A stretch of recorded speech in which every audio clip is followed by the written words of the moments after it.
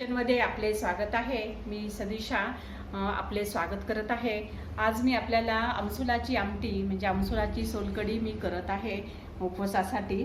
तर त्यासाठी मी तांदूळ हे शेंगदाणे हे मी मिक्सरमधून काढून घेतलेले आहे, अर्धी वाटी भाजून मिक्सरमधून काढून घेतले आणि त्यासाठी घेतलेलं साहित्य गूळ घेतलेला आहे चवेला, दोन मिठाचे खडे घेतले आहे शेंदेलोण आणि एक टेबल टीस्पून मीठ तिखट घेतले आहे आणि 3 टेबलस्पून आमसूल सिरप घेतलेला आहे।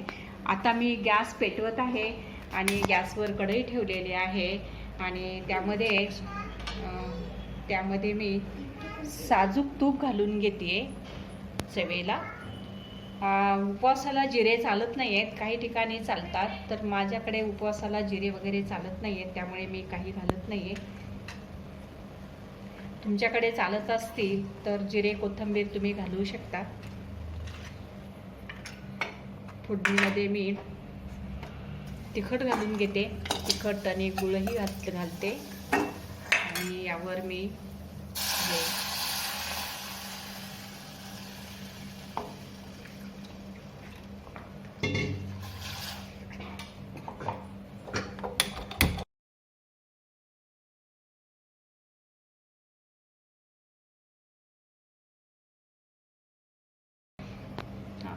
आता हे मी हे सर्व फोडणीत घालून घेतलेलं आहे आणि अजून थोडेसे मी पाणी घालते।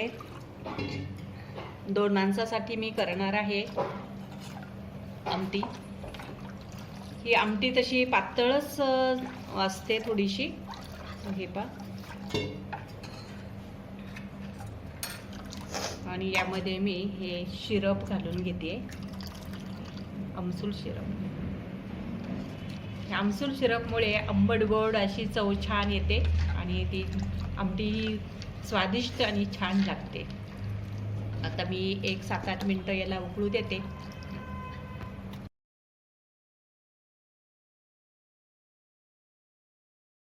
पर्यंत आपण आता भात बनवून घेऊया। भात खाली लागू नये म्हणून 1 टीस्पून मी तूप घालून घेतले आहे आणि त्यामध्ये मी आता पाणी घालत आहे।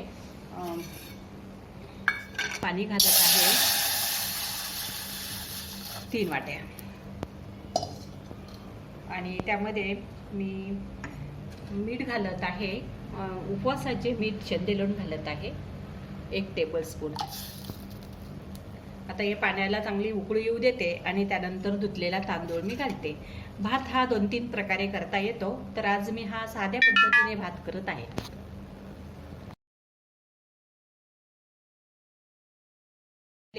आता त्यामध्ये हे धुतलेले तांदूळ मी घालून घेते,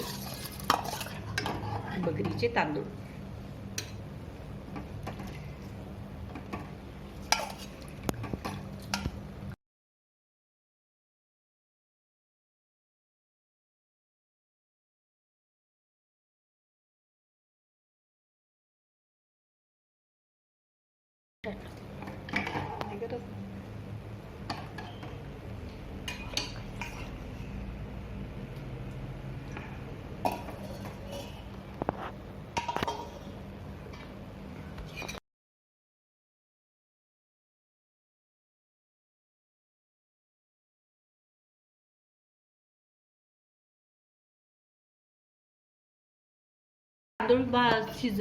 तांदूळ घातलेत पाण्यामध्ये। आता मी याला 10 मिनिटं शिजू देते। आपला भात तयार झालेला आहे। असा हा भात बघा, पांढरा शुभ्र आणि छान झालेला आहे आणि फार घट्टही नाही आणि सैल असा भात मी शिजून घेतलेला आहे।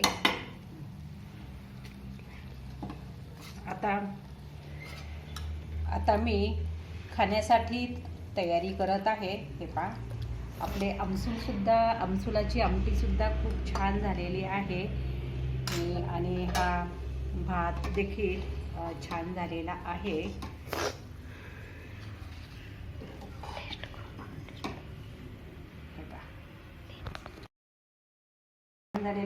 आता मी ही आमटी कशी झाली आहे ही टेस्ट करून बघतीये।